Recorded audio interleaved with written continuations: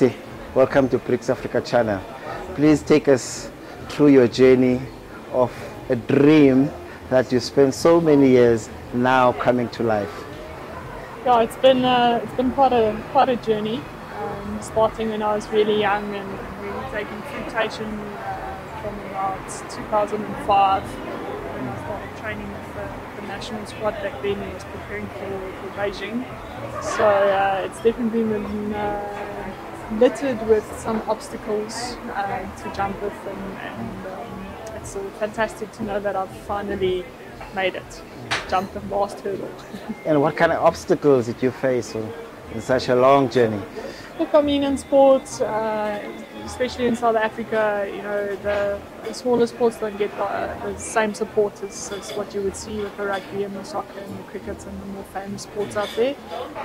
So yeah, a lot of what we've had to do has been self-funded and having to work 3 jobs, trying to not only pay for my monthly expenses, but also to keep my dream alive, funding my own international trips to go and compete for the country overseas. Being denied opportunities was also a big one. You know, preparing your entire life for an event and then being left out of the team. So it's definitely, unfortunately, in sport there's a lot of lows. And the highs are very few, but when you do get them, they are worth every second. This is a high-performance sport. You were talking to me earlier about your father that has also been in the high-performance sport. So you're quite familiar with a lifestyle of a lot of lows, but when the highs come, they mean everything to the world. Yeah, look, I think growing up in a family that everyone was competitive and stuff, that you learn very quickly that everything's not just sunshine and roses, and that in order to get to the top you have to push through these tough moments, and giving up is not an option. So it's, I think, definitely something that was built into me from a very young age that I had to realize very quickly. And being invited for the first time to the Olympics, when you got that call, take us through how you felt.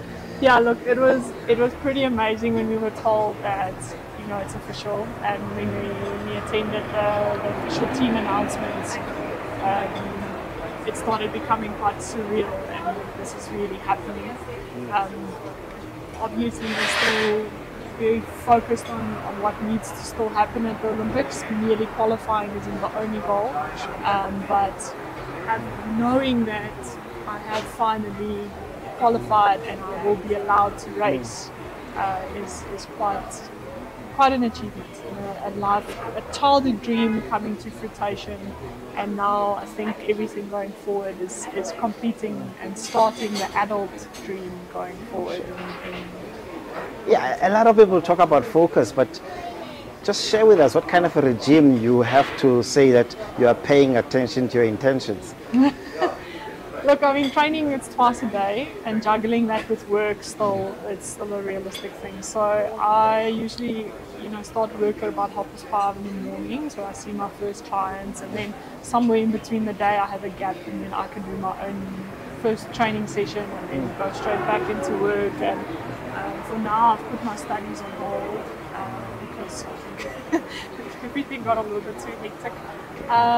But yeah, I mean, the day starts really early, and I only get back home at like 7 p.m. after my last session, and then you need to do recovery, and you need to go through all of these additional things, and I need to be a wife, and I need to cook dinner, and I need to also attend to those aspects of my life.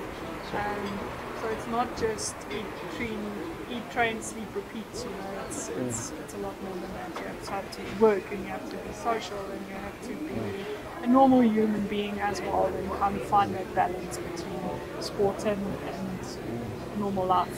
Sure. It seems like you're writing a greatest chapter in your book, and I believe your mom is going to be there, and it's also going to be her birthday. Yeah, no, look, it's quite special, especially with my mom having the diagnosis with cancer, and after all these years, and she being the one that they had sacrificed a lot of their time to get me to training sessions and back. Sure. So it's going to be very special to have it in Paris, race, watching and supporting from the stands, and hopefully you know, I can present her with a really cool birthday gift on the 11th after racing finals on the 10th of August. Sure, Yeah. sure. And your partner that you're going to be doing K2 with who's your partner that you're going to be doing the K2? So Tiffany Koch is my partner for the K2. So we partnered up for the Rio Olympics to try and qualify for the Rio Olympics, which we unfortunately missed by a very, very narrow margin. Sure. And then when the opportunity came up to have to qualify again this year in the K2, she was the obvious choice for me to phone.